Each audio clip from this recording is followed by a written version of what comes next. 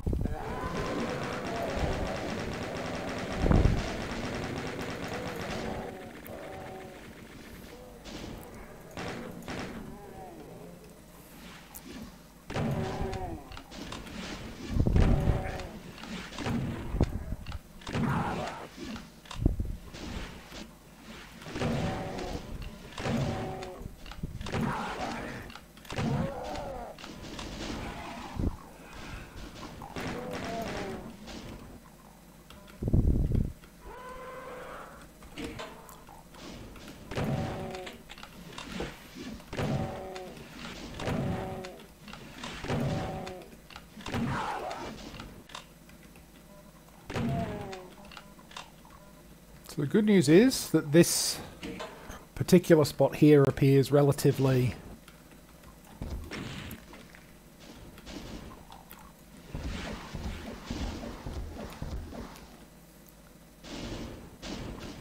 sheltered.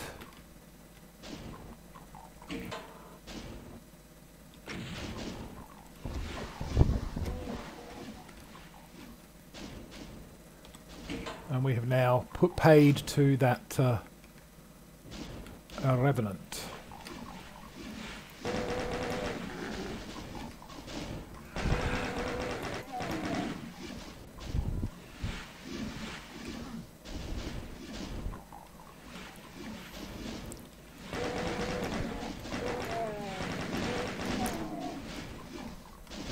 So I feel like to a certain extent this is a bit of a similar motif to the last map, in that it's all about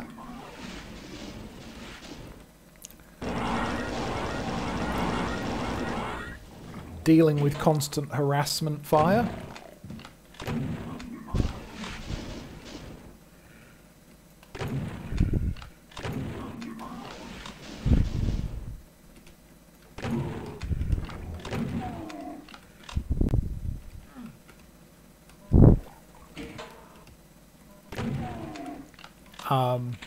Except that you're kind of wending around the outside of the map this time, rather than going through the middle of it. While monsters on the edges far inwards, you are mostly dealing with monsters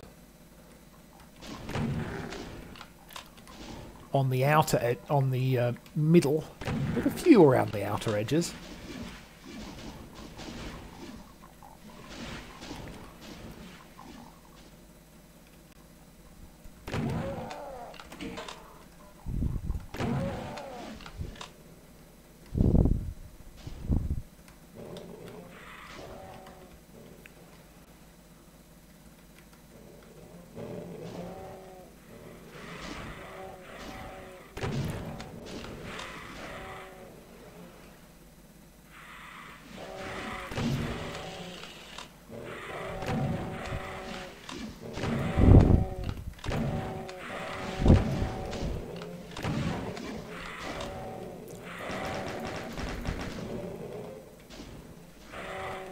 So is there a...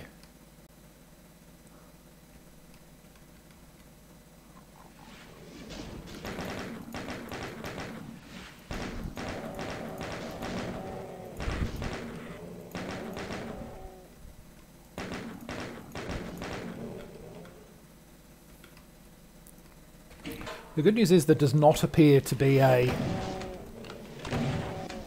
pain elemental spawning these lost souls this time. It's just a cloud of lost souls.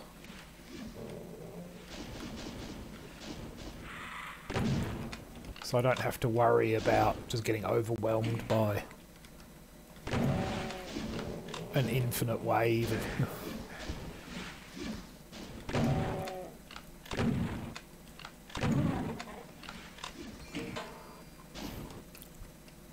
an infinite wave of flaming skeleton heads, basically. Which is good. Because an infinite wave of flaming skeleton heads would be inconvenient.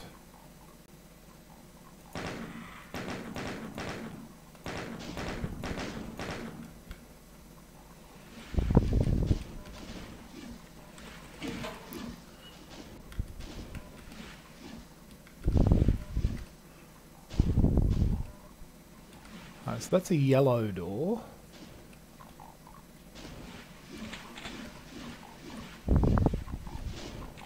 Here's red.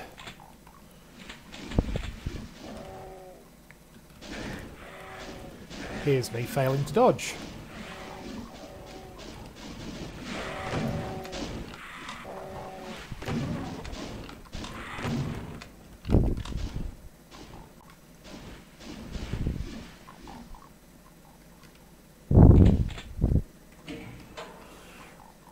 Right, let's see.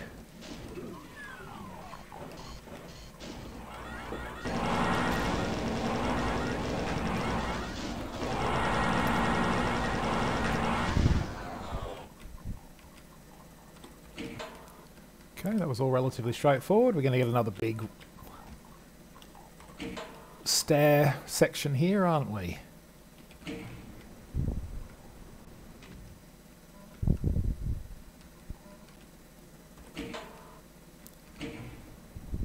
Oh no, it's actually not as wasteful in lines as I was expecting it to be. Good to see we've learned a little bit at least. Oh look.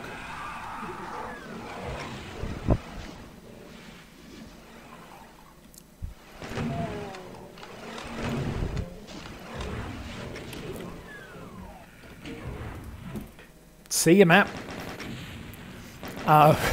Kills 47% because most of the monsters can be completely ignored.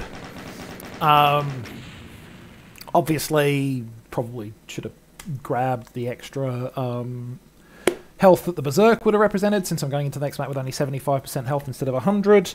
But honestly, when you've got a trap like that it was so easy to ignore, and very little kind of compelling reason to stay and fight it that I could see, why not just bug out and leave half the monsters unkilled because they're superfluous. I think it would have profited to separate this map from the previous one because they are kind of mirrors of one another, and that's a bit samey. Maybe that was an intentional thing, though, of, hey, let's put these two opposite scenarios. Scenario 1, you're in the middle with lots of things firing in at you. Scenario 2, you're on the edges with lots of things firing out at you. You know, I guess I can see an argument for, hey, put them together as bookends, but I think that bookends tend to be separated by books. And there's a reason for that. And I think that probably separating them a bit might have been a good idea. Definitely that final trap doesn't work. It's far too easy just to completely ignore and rush the exit. You know, the fact that it's a trap is pretty obvious beforehand. You know, it's a key on a pedestal that you can only access from one direction, not the band. And only after you've flicked a bunch of switches, you know, it's clearly gonna trigger a trap, which it did, and there's really nothing to stop you just legging it to the door and getting the heck out of there. Had I been really on the ball, I would have opened...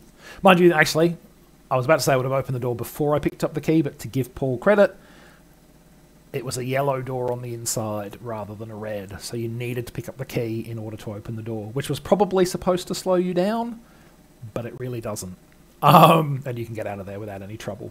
But anyway, that was map 23. It was okay.